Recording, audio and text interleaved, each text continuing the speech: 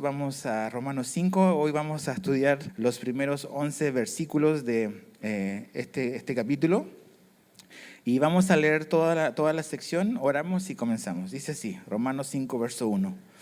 Por tanto, habiendo sido justificados por la fe, tenemos paz para con Dios por medio de nuestro Señor Jesucristo, por medio de quien también hemos obtenido entrada por la fe a esta gracia, en la cual estamos firmes. Y nos gloriamos en la esperanza de la gloria de Dios. Y no solo esto, sino que también nos gloriamos en las tribulaciones, sabiendo que la tribulación produce paciencia y la paciencia carácter probado. Y el carácter probado esperanza. Y la esperanza no desilusiona, porque el amor de Dios ha sido derramado en nuestros corazones por medio del Espíritu Santo que nos fue dado.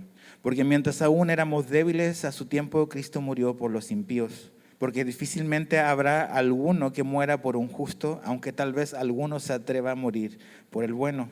Pero Dios muestra su amor para con nosotros, en que siendo aún pecadores, Cristo murió por nosotros. Entonces, mucho más habiendo sido ahora justificados por su sangre, seremos salvos de la ira de Dios por medio de él. Porque si cuando éramos enemigos fuimos reconciliados con Dios por la muerte de su Hijo, mucho más habiendo sido reconciliados seremos salvos por su vida. Y no solo esto, sino que también nos gloriamos en Dios por medio de nuestro Señor Jesucristo, por quien ahora hemos recibido la reconciliación. Entonces, Padre, te damos gracias por este día y te pedimos ahora que hemos leído y vamos a estudiar tu palabra, que tú nos des ojos para ver las verdades que aquí están. Entendemos, Señor, que esto no es únicamente un trabajo intelectual, sino que necesitamos revelación de parte tuya. Entonces, háblanos por medio de tu palabra, Señor, que tu Espíritu Santo pueda abrir los ojos de nuestro entendimiento para comprender tu verdad. Te lo pedimos en el nombre de Jesús. Amén. Estamos en esta parte bien interesante donde el apóstol Pablo ha estado como que trayéndonos de la mano y explicándonos por qué realmente es que necesitamos el Evangelio de Jesucristo, por qué necesitamos a Jesucristo. Y básicamente Él nos ha mostrado de que como humanidad estamos separados de Dios. Y lo que nos separó de Dios fue nuestro pecado. Transgredimos a Dios, nos rebelamos en contra de Dios. Y cada ser humano, cada persona que nace separada de Dios por el pecado que hay en nosotros. Pero Dios proveyó una solución para eso. Y nos habló Pablo de que la única manera en la cual podemos llegar a tener una relación con Dios es que Dios necesita declararnos justos, porque por nuestra condición pecaminosa estamos separados. La pregunta era que Pablo nos respondía era ¿cómo un hombre pecador puede llegar a tener una relación, a poder tener comunión con un Dios que es santo? Y básicamente es mediante la fe. Mediante la fe en Jesucristo, Dios nos declara justos. Y es la razón por la cual podemos tener comunión con Dios. Ahora, el mensaje de esta mañana se llama Justificación Plus. Ahora está de moda todas estas plataformas de streaming que es Disney Plus, Paramount Plus y todo el rollo. ¿Y por qué Justificación Plus? Porque a veces pensamos que cuando ponemos nuestra fe en Jesús, Dios como que únicamente nos perdona y eso es todo lo que tenemos. Pero realmente lo que Pablo nos escribe aquí, lo que él continúa dándonos a entender, es que mediante la fe en Cristo tenemos acceso a un montón de cosas que muchas veces no tenemos la menor idea. A veces siento que como cristianos somos millonarios espirituales, pero vivimos como mendigos, porque no sabemos todas las riquezas espirituales que Dios nos ha dado por medio de Jesucristo. Entonces Pablo nos habla un poco de eso esta mañana, pero hay una palabrita importante. La primera palabra del verso 1 es por tanto, y cada vez lo repito porque es importante, porque por tanto es una palabra conectora. Eso lo has oído mucho de aquí, y básicamente una palabra conectora o por tanto quiere decir de que por los argumentos lógicos previos que Pablo acaba de dar, él va a llegar a una conclusión lógica. Por todo lo anterior, por lo que él ha venido diciendo y escribiendo, lo que él va a decir ahora, la conclusión lógica, tiene una razón de ser. Y eso es importante porque la Biblia nos muestra que el Dios en el que creemos es un Dios racional, no es un Dios irracional. Es un Dios que nos da razones, que nos da argumentos para creer en Él. Dios no está interesado en una fe ciega. Dios nos da razones para poder creer en Él. Entonces, por tanto, ¿Qué significa? ¿Qué es lo que Pablo ha escrito previamente? Que necesitamos como que recordar. Algo muy importante, Romanos 1, verso 18 y verso 32. Que Dios está justamente indignado contra toda impiedad y injusticia del hombre. Estamos separados de Dios. Y en Romanos 1, verso 32 dice que por nuestra condición y por lo que hemos hecho, somos dignos merecedores de la muerte, de acuerdo al estándar de Dios. Yo sé que tú y yo y el hombre tiene diferentes estándares, y entre nosotros la manera en que nos medimos es muy distinta. Y hay niveles de bondad y hay niveles de maldad. Pero de acuerdo al estándar que es perfecto, el de Dios, que es Cristo, todos somos culpables. Y estamos separados de Dios, y Dios dice que el hombre es digno de muerte. Entonces tenemos un problema con Dios. ¿Cómo puede un hombre condenado a muerte o que va en la fila para ser ejecutado, cómo puede ese hombre encontrar una esperanza? ¿O cómo puede esa persona venir a una relación justa delante de Dios y poder ser declarado ante este Dios que es justo y que es santo? Bueno, Pablo ya nos dio la respuesta. Aquí la dice en el verso 1, dice, habiendo sido justificados por la fe. Somos declarados justos. Antes éramos culpables por lo que hicimos, pero somos declarados justos. Nuestro estatus legal ante Dios cambia, no por una buena obra que hayamos hecho, no por seguir rituales, no por seguir ciertas leyes, sino que somos declarados justos mediante la fe en Jesucristo. Romanos 3:28, Pablo cuando termina la sección donde él nos ha venido mostrando nuestra culpabilidad o la culpabilidad de toda la humanidad, y después cuando muestra que Dios abrió un nuevo camino, un único camino, y ese único camino para venir a Dios es por medio de su Hijo Jesucristo, en Romanos 3:28 Pablo dice lo siguiente, porque concluimos, es una conclusión, porque concluimos que el hombre es justificado. ¿Qué quiere decir justificado? Declarado justo. Es justificado por la fe aparte de las obras de la ley. Entonces, ¿qué es lo que ocurre? Al reconocer nuestra condición y culpabilidad, no confiando ni en las obras, ni en rituales, ni en la ley, sino solo confiando en la única esperanza que teníamos, que es Jesús, Dios nos ha declarado justos delante de Él. Es por fe, no es por nada que tú y yo podamos ofrecerle a Dios. Continuando, porque dice, por tanto, porque ya hemos sido declarados justos, Pablo nos va a explicar otra vez la justificación, ya nos explicó cómo somos declarados justos ante Dios. Lo que Él va a hacer ahora es, ¿qué trae consigo el ser declarados justos ante los ojos de Dios? Por eso es justificación plus. ¿Qué es todo lo extra que el cristiano tiene acceso a por ser declarado justo ante los ojos de Dios? Cuando decimos Dios te ama y quiere perdonar tus pecados, ¿es simplemente eso? ¿O eso es solamente un punto de ingreso a un montón de cosas que Dios nos ha dado? Y es precisamente eso. A través de la fe en Jesús, por lo que Cristo hizo, el creyente tiene acceso a un montón de bendiciones que Dios les da, que Dios nos da. Por eso yo digo, muchas veces como cristianos somos o vivimos como mendigos espirituales, siendo ricos con todas las bendiciones que Él nos ha dado. Muchas veces no sabemos lo que tenemos. ¿A poco nuestra actitud en la vida no cambiaría si tú supieras que en la cuenta de tu banco tienes 10 millones de dólares? Bueno, con 1 millón, ¿a poco no cambiaría? Vamos a bajarle. ¿A poco no vivirías con una actitud distinta, como que sin preocuparte de los problemas? ¿Verdad que sí? Y es así. ¿Por qué? Porque sabemos que tenemos recursos a los cuales podemos echar mano.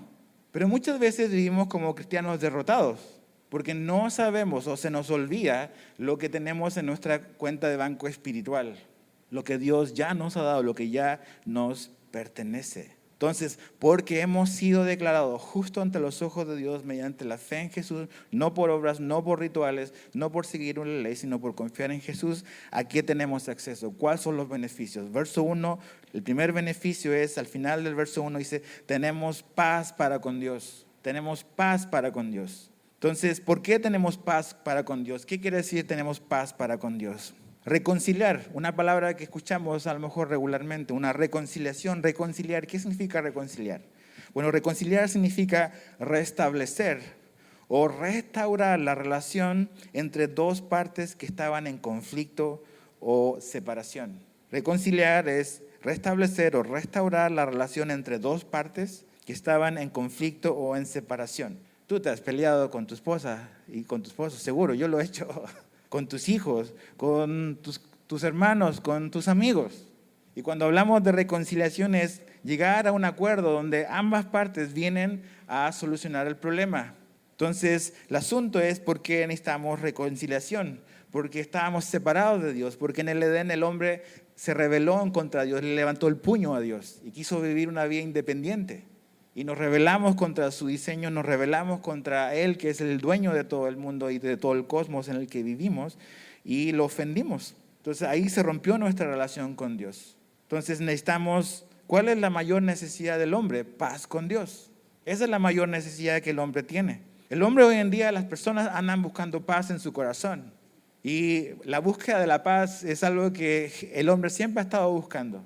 Pero la paz más importante que el hombre necesita es paz con su Creador, paz con Dios. Y cuando Pablo nos dice que por ser declarados justos tenemos paz para con Dios o paz con Dios, eso nos habla de que nuestra mayor necesidad ha sido cubierta. Tú y yo fuimos creados para tener comunión con nuestro Creador, con Dios. Y al no tenerla, al vivir alienados de Dios, al vivir separados de Dios, nuestra vida nunca podrá ser lo que fue diseñado para que fuese. Necesitamos paz con Dios, necesitamos reconciliación con Él.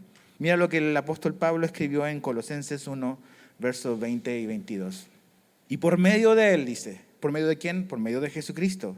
Dice, reconciliar todas las cosas consigo, habiendo hecho la paz por medio de la sangre de su cruz, por medio de Él, repito, ya sean las que están en la tierra o las que están en los cielos. Y aunque ustedes antes estaban alejados y eran de ánimo hostil, ocupados en malas obras, sin embargo, ahora Dios los ha reconciliado en Cristo, en su cuerpo de carne, mediante su muerte, a fin de presentarlos, dice, santos, sin mancha e irreprensibles delante de Él. Por medio de Jesús, Dios nos presenta ante Él mismo, dice ahí, santos, sin mancha e irreprensibles. O sea, básicamente es una manera distinta de decir justos. Entonces, nuestro problema era que nos rebelamos en contra de Dios.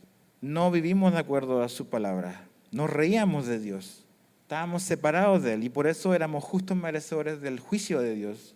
Pero mediante el camino que abrió Dios por medio de su Hijo, Él nos reconcilia con Él. Estas dos partes que están separadas son reconciliadas. Esta relación es restaurada y estas dos partes vienen otra vez a una comunión. Estos dos que estaban en conflicto vienen otra vez a estar en comunión. Entonces, lo primero que tenemos es paz con Dios. San Agustín, o Agustín de Hipona, escribió lo siguiente. Dice, nos has hecho para ti, Señor. Dice, y nuestro corazón estará inquieto hasta que encuentre descanso en ti. Muy cierto. Mientras no tengamos paz con Dios, nuestro corazón siempre va a estar inquieto. Y por medio de la fe en Jesús, por medio de la obra de Cristo, el hombre puede, tú y yo podemos experimentar y disfrutar de paz con Dios. Y esto es importante porque la paz con Dios produce otra cosa, a la cual Pablo no habla, pero quiero que sepas. Y es juntamente o como resultado de la paz con Dios, viene otra cosa que hablamos siempre, que es la paz de Dios. Ninguna persona puede tener la paz de Dios si primero no tiene paz con Dios. La gente que anda en búsqueda de paz, independiente de Dios o pidiéndole paz a Dios, pero no ha hecho las paces con Él, nunca va a poder experimentar la paz de Dios. Necesitas reconciliarte con Él primero. Y cuando la reconciliación se produce, Dios no solamente ya no tenemos ningún problema con Él, sino que Él nos da su paz en nuestro corazón que sobrepasa todo entendimiento, que va más allá de lo que podemos comprender o explicar. Entonces, la paz de Dios es un resultado, una consecuencia de la paz con Dios. No puedo tener la paz de Dios si no tengo la paz con Dios primero. Segundo beneficio que tenemos, verso 2, primera parte, dice, por medio de quien hemos obtenido entrada por la fe a esta gracia en la cual estamos firmes. No solamente al ser declarados justos tenemos paz con Dios, sino que también tenemos una relación basada en la gracia. Ese es el segundo beneficio, una relación por gracia. ¿Qué es lo que leí hace poquito? Lo vuelvo a leer, Romanos 3:24. Todos son justificados gratuitamente por su gracia, por medio de la redención que es en Cristo Jesús.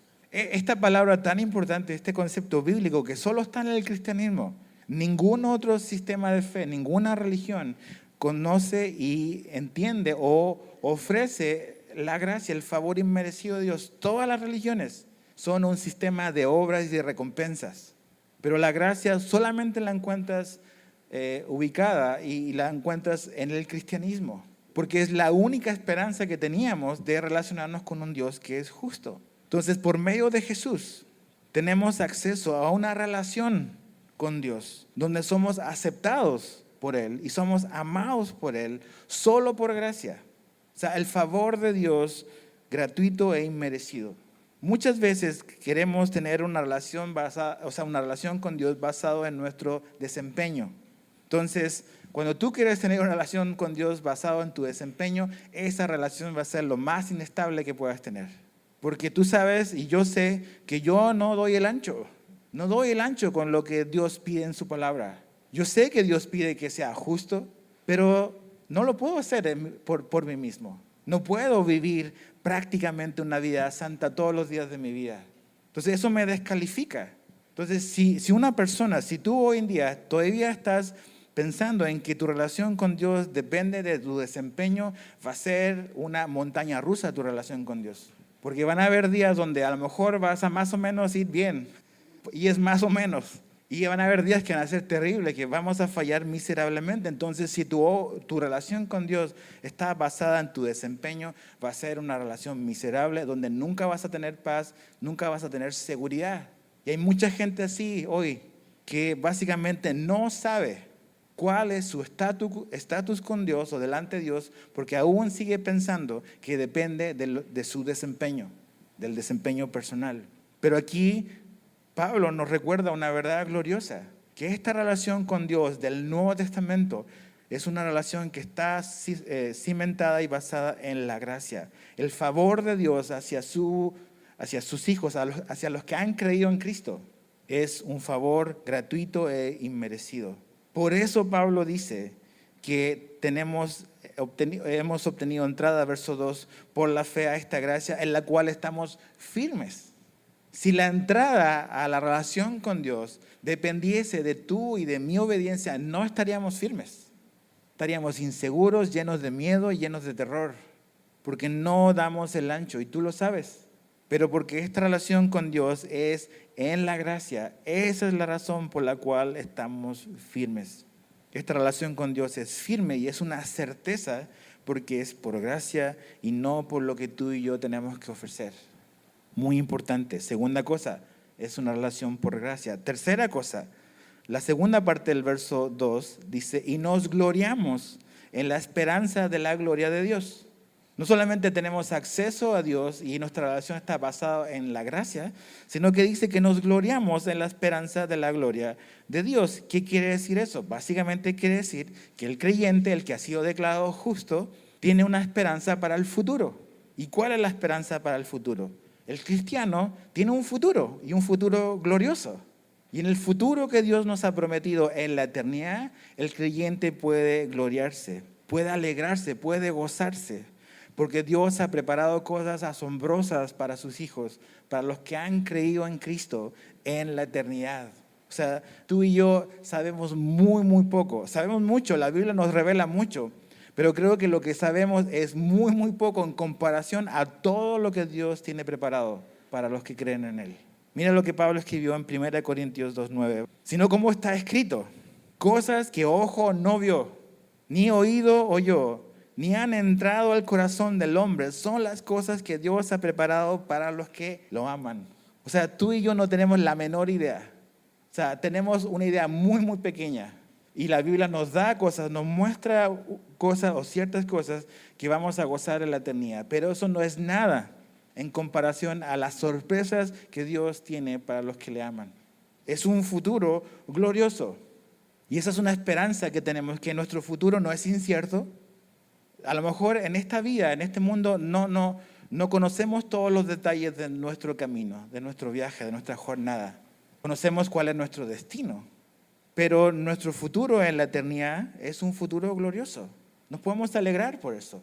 Recuerda este versículo, 1 Corintios 9. Tú amas al Señor, has puesto tu fe en Él. El futuro es mejor. Lo mejor está por venir todavía para nosotros en la eternidad. Entonces, tercera cosa es, tenemos esperanza para el futuro. Cuarta cosa, verso 3 al 4. Y no solo esto, sino que también nos gloriamos, usa la misma palabra. Dice que nos gloriamos de la gloria de Dios, o sea que vamos a ver a Dios, vamos a ver a Jesús, vamos a ver las cosas que Él prometió para nosotros hacer la eternidad, nos gloriamos, nos alegramos en eso. Pero chécate, usa la misma palabra para hablarnos de otro beneficio que tenemos, verso 3. Y no solo esto, sino que también nos gloriamos en las tribulaciones. Dice, no, Pablo, ¿qué onda con eso? No gloriamos en las tribulaciones.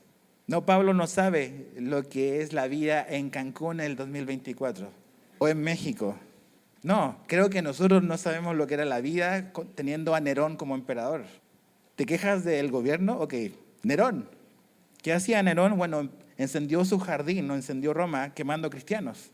Eso hizo Nerón. Entonces Pablo dice, nos gloriamos de las tribulaciones, sabiendo que la tribulación produce paciencia y la paciencia carácter probado y el carácter probado esperanza. Y esto es lo que es maravilloso. No solamente el cristiano se puede gloriar en el futuro con lo que Dios le ha dado.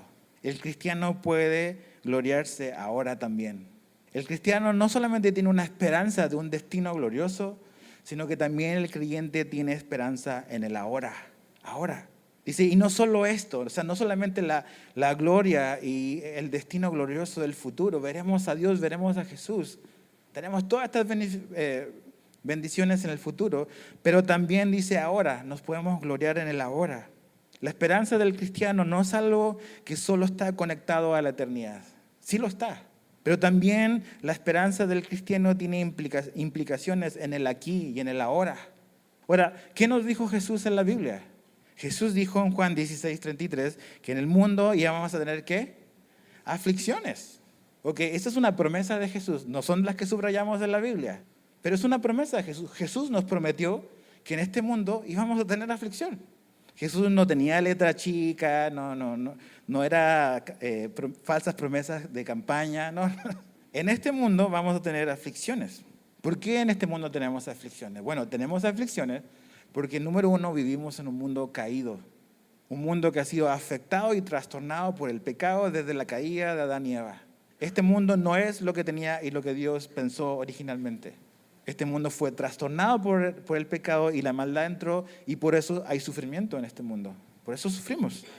Este mundo, y también vamos a experimentar aflicción como cristianos, porque no solamente vivimos en un mundo caído, sino también vivimos en un mundo anti Dios. Hoy en día hay una cosa que se llama misticismo, y es que básicamente la gente cree en espiritualidad y te habla de Dios y te habla de un Dios, pero basta que tú le pongas la palabra Jesús cuando la gente se ofende. ¿No viste la inauguración de la Copa América? Un pastor salió hablando y orando y la ofensa fue que usó el nombre de Jesús. Entonces vivimos en un mundo que es místico, pero no en un mundo que es cristiano. La gente quiere creer en algo porque Dios nos creó con un vacío para buscar a Dios. Pero el problema es que este mundo en el que vivimos es hostil a Jesucristo. Jesús dijo a sus discípulos, si me persiguieron a mí, los van a perseguir a ustedes. Si me odiaron a mí, los van a odiar a ustedes. Entonces vivimos en un mundo hostil a la verdad de Cristo y eso es parte también de la tribulación que vamos a tener que experimentar por un mundo caído y por un mundo anticristo. Entonces hay aflicción. Ahora, en este mundo sufriremos, queramos o no. Seamos cristianos o no seamos cristianos, vamos a sufrir todos. Pero, y es un gran pero solo el cristiano tiene esperanza en el sufrimiento.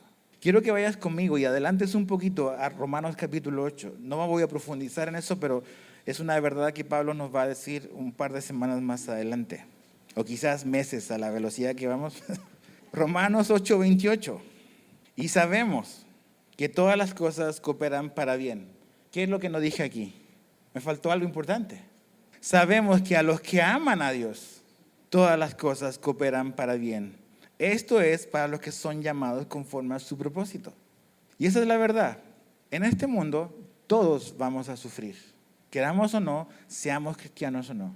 Pero para la única persona que el sufrimiento va a ser productivo y fructífero es para el cristiano. El cristiano es la única persona que tiene una esperanza en el sufrimiento. El no creyente, todas las cosas no cooperan para su bien. Esta es una promesa que Dios da en Romanos 8:28, condicionada. Necesito ser un hijo de Dios, necesito amar al Señor, ser parte de su familia para que todas las cosas cooperen para nuestro bien. Si un cristiano no cree en Jesucristo, si una persona más bien no cree en Cristo, todas las cosas Dios las puede usar para llevarlo a un punto donde a lo mejor busca a Dios. O ciertas cosas, pero para el cristiano todas las cosas son usadas por Dios para producir algo bueno en nuestra vida. Entonces el cristiano tiene esperanza en el sufrimiento. Ahora, ¿qué actitud debiésemos de tener como cristianos en el sufrimiento? ¿Qué es lo que hacemos? Generalmente cuando vienen los problemas y las pruebas, ¿qué es lo que hacemos? Nos quejamos. No, yo sé que ustedes no se quejan, los de las 12 se quejan, pero ustedes son más espirituales que yo. Entonces, los de las 12 se quejan por los problemas y eso está mal. Ahora, pensamos que estamos bien cuando tenemos esta actitud de voy a aguantar, estoy resistiendo la prueba. Y así no estás contento, pero dices, ahí estoy, hermano, perseverando. Y pensamos que eso está bien. ¿Está bien eso? A lo mejor no es tan malo como quejarte, pero simplemente tener una actitud de estoy resistiendo y aguantando y esto está insoportable, no es lo óptimo, no es lo que Dios nos pide. La palabra que Pablo usa aquí es nos gloriamos. Es la misma palabra que Pablo dice que nos gloriamos con nuestro futuro glorioso. La pregunta es esta: ¿puedes gloriarte de tu futuro glorioso de la misma manera que te puedes gloriar en el sufrimiento? ¿Te das cuenta que Dios nos acepta no porque agarramos la onda luego y porque nos gloriamos en nuestro sufrimiento? Pero ese es el estándar, eso es lo que Dios pide y eso es lo que Dios nos ofrece. Pablo está hablando de una realidad, dice, nos gloriamos. Es un beneficio que solo tiene el creyente. El creyente puede gloriarse, puede gozarse, puede encontrar gozo y paz en el sufrimiento. Primera de Tesalonicenses 5:18 dicen, den gracias a Dios en todo, porque esta es la voluntad de Dios. No dice den gracias a Dios en algunas cosas. No dice den gracias a Dios en las cosas buenas, sino den gracias a Dios en todo. ¿Por qué en todo? No, Señor, yo no quiero dar gracias en todo. Y ahí estamos como dice una persona que conozco, luchando con Dios. Siempre estamos luchando con Dios. Pero Dios no baja su medida. Quiere que en todo podamos dar gracias. Que en todo podamos gloriarnos, incluso en los sufrimientos, de la misma manera como nos gloriamos en nuestro eterno destino glorioso. Algo muy importante, que hay palabritas que son importantes, porque a veces no agarramos la onda. Pablo y la Biblia no está diciendo que nos gloriamos por todo. Dice que nos gloriamos en todo. Lo que leímos de Tesalonicenses, den gracias en todo. No dice den gracias por todo. Es muy distinto. Cuando pasa una injusticia, yo no puedo dar gracias por eso. Eso es pecado. Pero lo que Dios me pide es que a pesar de ser una injusticia, Dios pide y no baja su estándar para mí. Aún a pesar de la injusticia, Dios me ayuda y es parte de ser declarado justo a poder, incluso en medio del dolor injusto, gozarme en ese momento. No por ese momento, sino en ese momento. Y eso es muy, muy distinto. Y eso es lo que Dios nos está pidiendo. Que nos gloriemos en todo, que demos gracias en todo. No por necesariamente ciertas cosas. No andamos buscando sufrir, no nos encanta sufrir. Pero aún a pesar de eso podemos dar gracias en eso. Entonces, el incrédulo, el que no ha nacido de nuevo, el que no conoce a Cristo, el que no está siguiendo a Jesús. La paz del incrédulo, la paz de esa persona, básicamente está y estará en la ausencia de pruebas y sufrimiento. ¿Qué es lo que una persona anda buscando? Zafarse de las situaciones, escaparse de las situaciones de sufrimiento y de dolor. Y si logra zafarse de esa situación, dice, yo voy a tener paz, yo voy a tener tranquilidad. Así opera la mente no creyente. Pero el creyente opera distinto. Aunque no está buscando el sufrimiento, porque no lo está, el creyente puede tener y experimentar gozo en medio del sufrimiento, que es muy distinto. Y eso solo lo puede experimentar el cristiano, porque es parte de lo que Dios nos da. Es parte de este paquete que es parte de nuestra membresía. Tenemos la capacidad y Dios nos permite poder experimentar gozo y paz en medio del sufrimiento, en medio de la prueba. ¿Por qué? ¿Por qué podemos experimentar y por qué podemos y debiésemos de alegrarnos y gozarnos? No es porque lo que el cristiano siente, porque necesariamente no siempre vas a sentir paz y gozo, sino es por lo que el cristiano sabe, que es diferente. ¿Y qué es lo que el cristiano sabe? Lo que Pablo nos dice aquí, básicamente es que la tribulación produce madurez y perseverancia. Cuando estamos en sufrimiento, familia, tenemos que, en lugar de enfocarnos en lo que estamos sintiendo, que puede ser muy real, tenemos que agarrarnos de lo que sabemos, de las promesas de Dios. Y la promesa de Dios es que el sufrimiento y la prueba en tu vida va a producir madurez y va a producir perseverancia. Eso es lo que va a producir.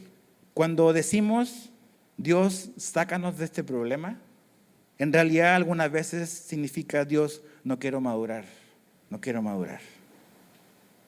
La Biblia nos muestra claramente que el camino hacia la madurez, el camino hacia la transformación es el camino del sufrimiento y el dolor. Hoy en día está todo este movimiento que lo ves en ciertas iglesias que se conoce como prosperidad. Y tú ves esas iglesias llenas de gente, llenas, comprando el favor de Dios, no muy diferente a lo que ocurría cuando vino la reforma de Lutero, queriendo comprar cosas de Dios. Yo voy a pactar con Dios y porque yo le voy a dar, Él me va a dar todas estas cosas.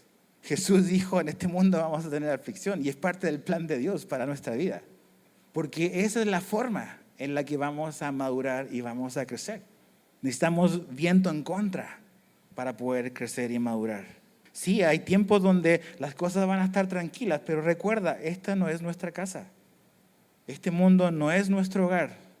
Entonces, el crecimiento en nuestra vida generalmente ocurre en los días y en las temporadas muy, muy difíciles.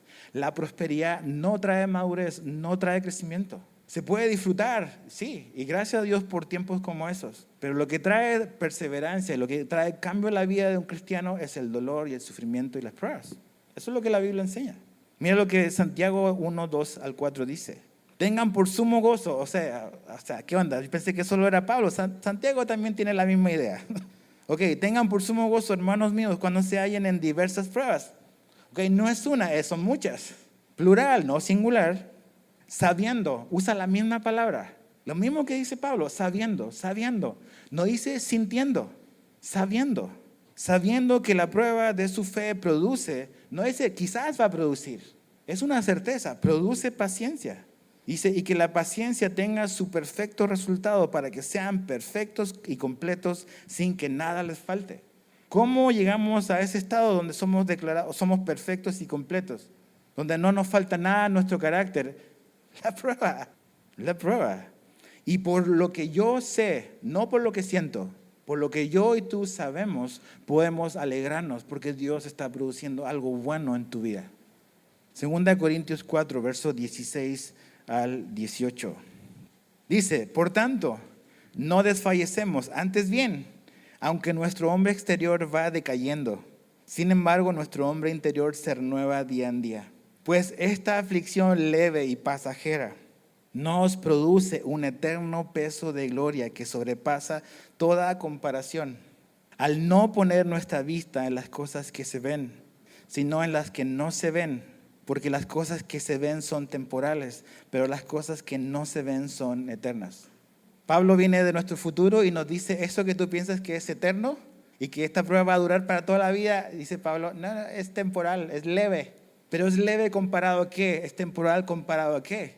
¿Cuál es el punto de referencia? Las cosas que no se ven. O sea, las verdades espirituales, las verdades de Dios, sus promesas, su reino, el reino eterno de Dios. Si lo comparamos con eso, con lo que es la realidad, esta aflicción es leve y es temporal. Si tú piensas que tu vida es lo único que tienes y que tú eres un producto del azar, que básicamente es lo que los ateos creen, que básicamente está destinado a desaparecer en la nada. Ese es un sistema de fe que no te da ninguna esperanza, porque todo es en la hora. Por eso estás deprimido, Pero cuando entendemos a la luz de lo eterno que hay una realidad y un mundo real y Dios va a venir con su reino, eso le da sentido a lo que pasamos ahora. Y en comparación a lo que no se ve, el reino de Dios y sus verdades, lo que pasamos ahora es leve y es temporal. Pero produce un peso de gloria. Dios está formando en ti y produciendo calidad en tu fe, calidad en tu carácter. Y eso solo se puede lograr a través de pruebas y dificultades, no a través de la prosperidad, no a través de tiempos de bonanza. Ahora Dios nos da un respiro, sabe que hay cosas que necesitamos parar y que necesitamos recuperarnos, pero Dios usa las dificultades de este mundo, usa el sufrimiento, usa el dolor para producir en ti y en mí, en el cristiano, madurez y perseverancia. Versos 5 al 8 de Romanos 5. Dice, y la esperanza no desilusiona porque el amor de Dios ha sido derramado en nuestros corazones por medio del Espíritu Santo que nos fue dado. Porque mientras aún éramos débiles, a su tiempo Cristo murió por los impíos. Porque difícilmente habrá alguien que muera por un justo, aunque tal vez alguno se atreva a morir por el bueno.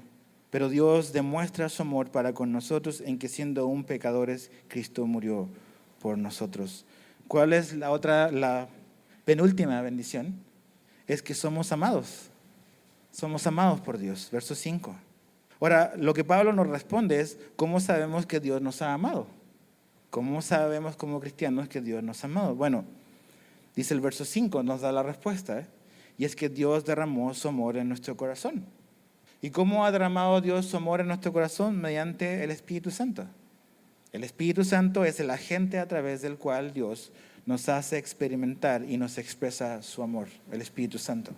Ahora, generalmente, no es casualidad, porque la Biblia está inspirada por Dios, que después de hablar de sufrimiento, Pablo habla enseguida del amor de Dios. ¿Por qué? Porque generalmente, a menos que seas de otro mundo, cuando sufrimos, lo primero que hacemos es dudamos del amor de Dios.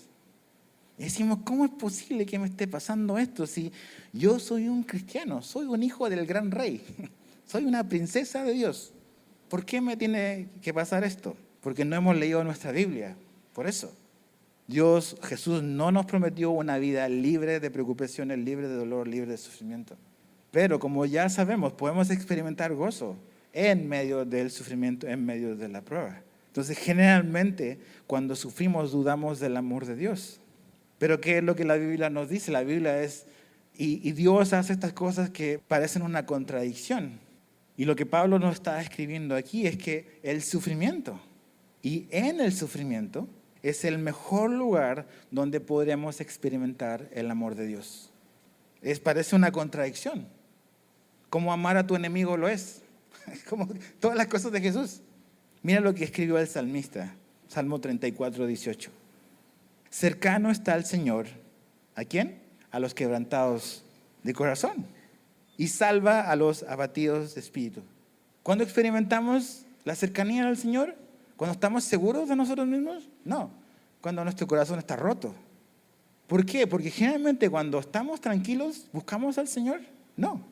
Cuando las cosas están tranquilas, vivimos una vida independiente, entonces Jesús es nuestro comodín.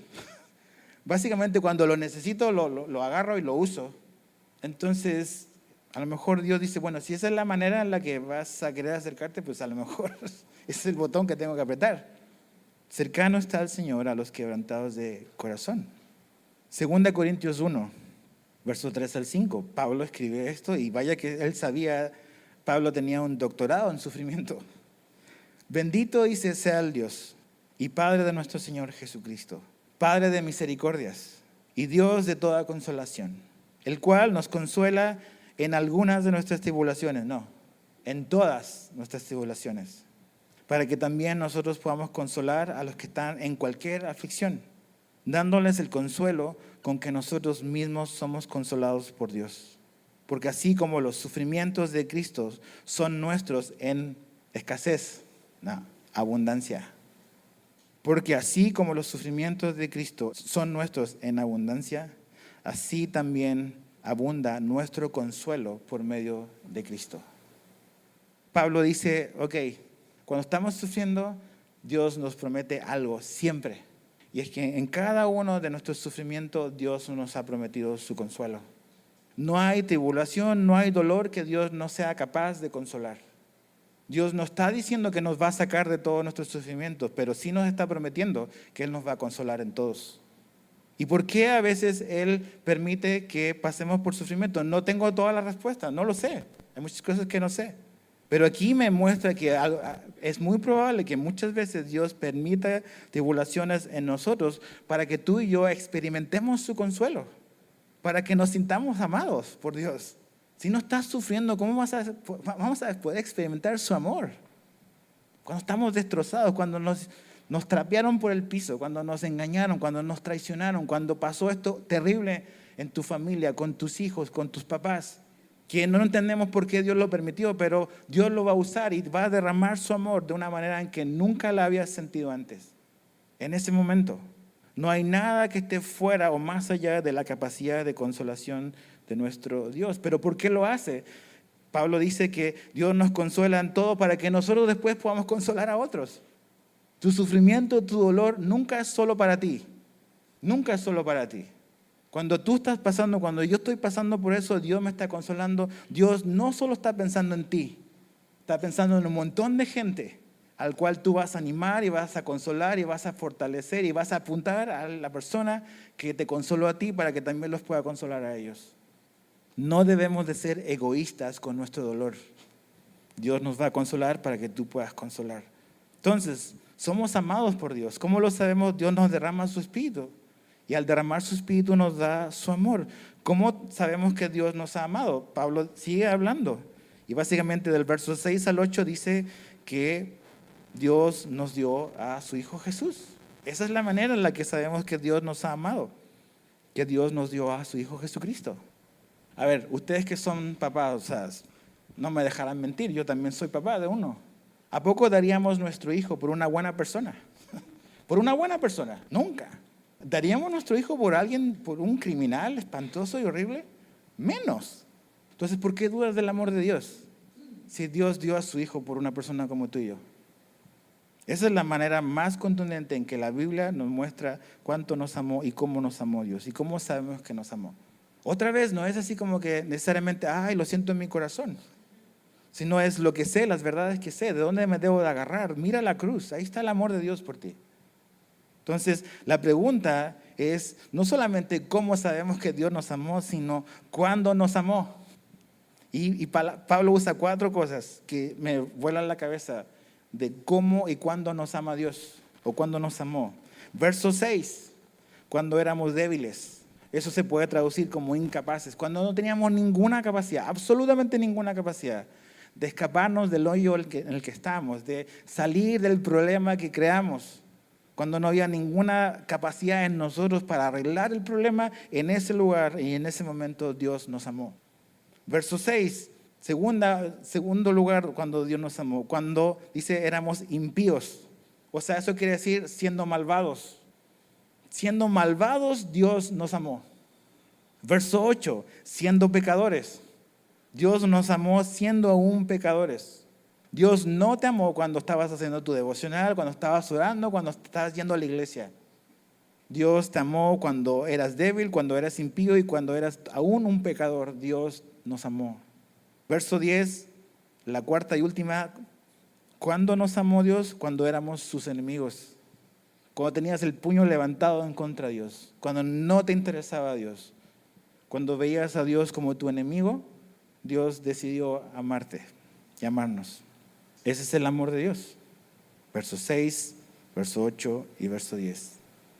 Entonces, esta idea de, tengo que arreglar mi vida, voy a arreglar este problema, entonces cuando lo arregle voy a venir con Dios para que Él vea que ya arreglé y ordené mi vida y a ver si Dios me ama. No, tienes que venir como estás, así como estás. Y no es para quedarte como estás, pero así como estás puedes venir a Dios. Así como estás, Dios ha decidido amarte. Pero aquí está la cosa. Dice que Dios demostró su amor. Pero no solamente Dios quiere demostrártelo. La única manera en que vas a experimentar y vas a recibir el amor de Dios derramado en tu vida es si tú vienes a ser su hijo. Es como la historia del hijo pródigo. Cuando el hijo estaba lejos, el papá lo seguía amando y salía todos los días a ver si el hijo regresaba. Pero no fue hasta que el hijo volvió que el hijo pudo experimentar en carne propia cuánto lo amaba a Dios. Cuando estaba lejos, el padre lo amaba, pero no había manera de que el hijo experimentara el amor de Dios. ¿Por qué? Porque estaba lejos del padre. De la misma manera, Dios demostró su amor para con el pecador. Pero la manera en que el amor de Dios ahora va a ser experimentado, va a ser derramado en nuestra vida, tenemos que ser sus hijos. Cuando el Espíritu Santo viene a nuestra vida, Él derrama su amor por nosotros. Y el amor de Dios por nosotros trasciende lo que cualquier ser humano está dispuesto a ofrecer. Su amor supera cualquier límite humano. El amor de Dios lo ofrece cuando la persona es incapaz. Lo ofrece cuando la persona es malvada. Lo ofrece cuando la persona es un pecador y cuando la persona es un enemigo de Dios. Ahí Dios ofrece su amor. Su amor supera cualquier límite que nosotros tengamos. Entonces, ¿qué excusas tienes para no venir a Dios? Para no aceptar su amor y su perdón. Y finalmente, rápido para terminar, verso 9 al 11, la última cosa, verso 9, ¿qué es lo que nos ofrece la justificación? Seremos salvos de la ira de Dios. O sea, seremos rescatados de la ira venidera. Una promesa y una certeza que tiene el cristiano es que nunca será objeto de la ira de Dios. ¿Y dónde está la ira de Dios? En la condenación eterna, en un lugar real llamado infierno, para todo aquel que no cree en Cristo. Pero no es el único lugar que la Biblia dice que Dios derrama su ira. La Biblia también habla de una ira o de una tribulación venidera. Romanos 8:1 dice, por tanto ahora no hay condenación para los que están en Cristo Jesús. Primera de Tesalonicenses 5:9 dice, porque no nos ha destinado Dios para su ira, sino para obtener salvación por medio de nuestro Señor Jesucristo. Sería bueno que si tomas notas puedas anotar estos dos textos, lo lees después. Es Apocalipsis 3:10 y Apocalipsis 6:16 y 17. Apocalipsis 6:16 y 17. ¿Por qué hablo de eso? Porque en ese lugar Pablo y Juan habla de esta ira venidera. Está hablando de este periodo que la Biblia enseña como la gran tribulación, que aparece en el Apocalipsis, un periodo del tiempo en el cual Dios va a derramar su ira sobre la tierra. Y Dios no ha puesto a sus hijos para recibir su ira. Dios ya nos rescató de la ira, de su justa indignación. ¿Por qué? Porque hemos puesto nuestra fe y nuestra confianza en Jesús. Entonces, bastante que masticar. Creo que esto es gasolina para ti, para un buen tiempo. Y cuando se nos esté acabando tenemos que volver a leer esto. Esto es lo que cada cristiano tiene desde el día 1. Dice, nos gloriamos. Esos son los recursos a los cuales tú y yo tenemos acceso. Entonces, Señor, te damos gracias por tu palabra. Gracias por las promesas que nos das. Porque queremos, Señor, arraigarnos en tu palabra. Ahí está la certeza, ahí está la seguridad que tú nos das. Vivimos en un mundo donde muchas cosas pueden hacer tambalear nuestro corazón y zarandearnos, Señor. Y nuestras emociones son reales y muchas veces nos dejamos guiar por ellas. Pero hoy, el último día de este mes de junio, queremos agarrarnos de lo que tú has hecho por nosotros, de todos estos beneficios que tenemos, para poder vivir una vida diferente, para poder vivir esta vida aquí con una actitud distinta. Gracias por todas tus bendiciones, Señor. Y graba esto en nuestro corazón y en nuestra mente. Te lo pedimos en el nombre de Jesús. Amén.